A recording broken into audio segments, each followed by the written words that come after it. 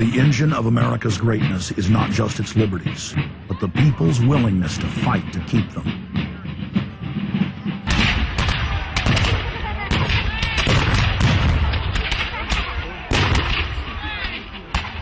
Hundreds of other nations have had much larger populations and greater resources, but have never produced 1/10 of the wealth, science, and art that the United States has. Why? In America, you had an amazing situation because you had the founding fathers who figured out that they could deconstruct the monarchy in such a way and then reproduce it with the three primary branches of government in a way that would create checks and balances and separation of powers. So you could have room, therefore, for individuals to work within the context of a cooperative, which is a democratic system of government, but it would still have enough room for individuals to rise up and become profitable and self-sustaining and rich in the pursuit of happiness without becoming dictatorial.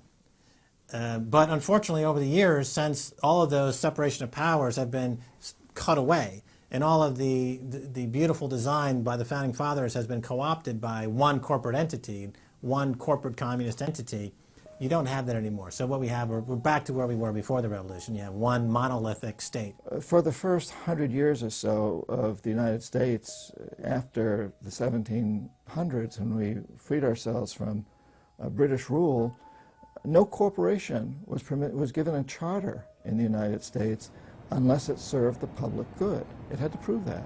And then its charter only lasted for 10 years, or sometimes as long as the project to build a bridge or a canal or something lasted. But it had to be up for review, and it could only get charters if it was shown that it was serving the public interest.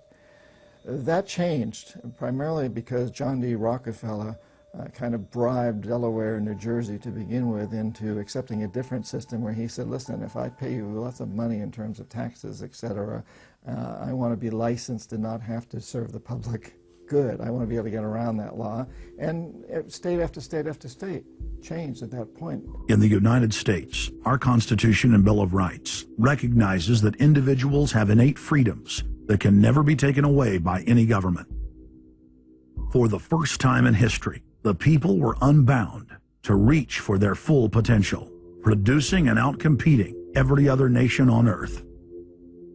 The rights of free speech, self-defense, private property, due process of law, and many others ignited a revolution in human development that threatened the despotic rule of monarchs and tyrants worldwide.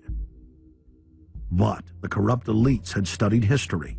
They knew that great civilizations could only fall from within. They know from previous experience and history that civilizations come and go and dwindle. They know the reasons why they come and go. Isn't the only hope for the planet that the industrialized civilizations collapse? Isn't it our responsibility to bring that about? Morty Strong, founder of the UN Environment Program, from his opening speech, Rio Earth Summit, 1992. Maurice Strong is the man who said that they would never allow another country to rise up as powerful as America. It will never be allowed to happen again. And he said the best thing we can do is to tear down all the factories, all the top commerce of the United States, and level it and give it back to nature. So that was the advice from this character, who has tremendous power at the United Nations and was picked up and groomed by Rockefeller himself. Over the past decades, since the Kennedy assassination approximately, you've had an ongoing oligarchical transformation of virtually every country in the world. And in the United States, it's taken the form of an oligarchical counter-revolution against the reforms of the 1930s, with the Wall Street interest asserting itself as more and more dominant. And once bankers and oligarchs have power, the things that they do, you could call them a policy. You could call it something like a tropism. It's like the way a plant responds. Naturally, since they're oligarchs, they're going to try to downgrade the standard of living of the vast majority of the population. They're going to claim that the world is overpopulated, that industrialization, industrial pollution, and overpopulation are the main problems that face the world. And they're generally going to try to crush and mortify any kind of popular democracy or mass movements with any kind of progressive content. Nations rise and fall. They knew how debt could never be recuperated. They knew that disease or prolonged war could wipe out the population and the future populations that pay off debt. So these guys all work together. That's why it's no surprise that today you have Lord Rothschild coming out, pushing the latest scam or religion that we must all believe in, which is global warming, which his personal bank, his family's bank in Switzerland, will be in charge of. They've run the system, the whole economic system of the world for the last 250 years. So why shouldn't they also run the economic system for the next few hundred years? The question of a ruling class, oligarchy as a ruling class, is posed by Plato in the Republic, where we find that oligarchy is a constitution full of many evils, where the rich dominate the government by buying it, and the average individual or the poor count for absolutely nothing. Oligarchy is a frame of mind. In other words, if you're a banker, this is already a worldview. It's a world outlook, and it implies the policies that have got us here, right? Malthusian policies, zero growth policies, driving down the standard of living, attempts to wipe out all kinds of mass institutions that might be a countervailing force. This is a scientific dictatorship, which Bertrand Russell said, and the Huxleys said, both Aldous and Julian Huxley said they would bring in the scientifically controlled society. It's not just family planning, which really means abortion and so on. It's global planning, which is literally sterilization and abortion worldwide for the ideal reduced society, and not just across the board, through genetics, through the Genome Project, through the constant IQ testing. Globalization has economically destroyed the world. You've got at least 40 to 50,000 people who die every day worldwide from starvation, malnutrition, and diseases which can be cured for pennies, such as diarrhea. And if you ask one of these Malthusian oligarchs, don't you think that something should be done to raise the standard of living in Africa or South Asia? They'll say, no, we can't do that. That would wound the planet. That would oppress Mother Earth. So that's oligarchy. Class consciousness in this sense is absolutely essential. If you think that bankers are the same as you, you're wrong. F. Scott Fitzgerald once told Hemingway, you know, the rich are different from us. And Hemingway said, yeah, they have more money. And F. Scott Fitzgerald replied, no, it's something much deeper. It's a whole different world.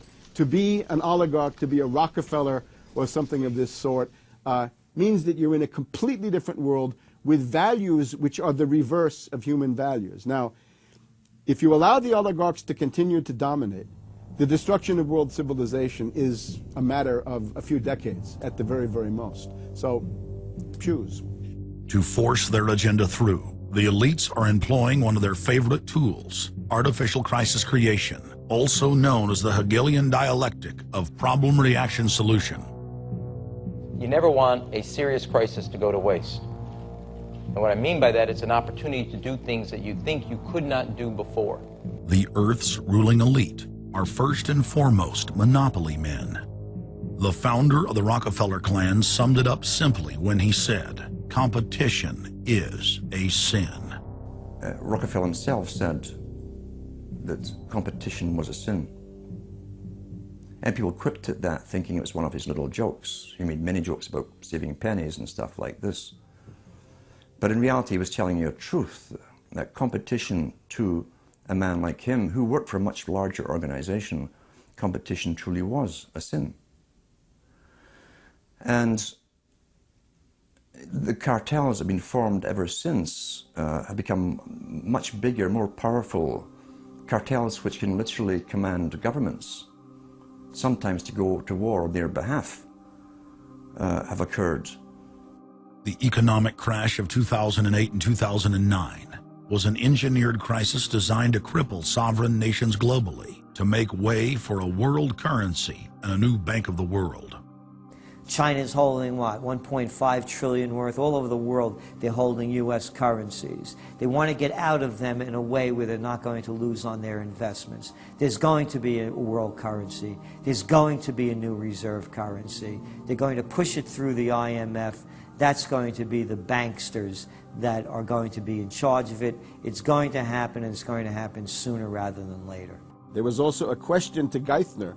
Do you think that the U.S. dollar ought to be replaced? And he blew it. He had a moment of candor where he said, yeah, we're considering that. So on that day, the dollar went down 1% within a couple of minutes. Chinese government proposal about a global currency and about the IMF regulations, the new IMF idea about the general agreements to borrow and having a faster ability to disperse to the emerging markets. As I understand this proposal, it's a proposal designed to increase the use of the IMF's special drawing rights.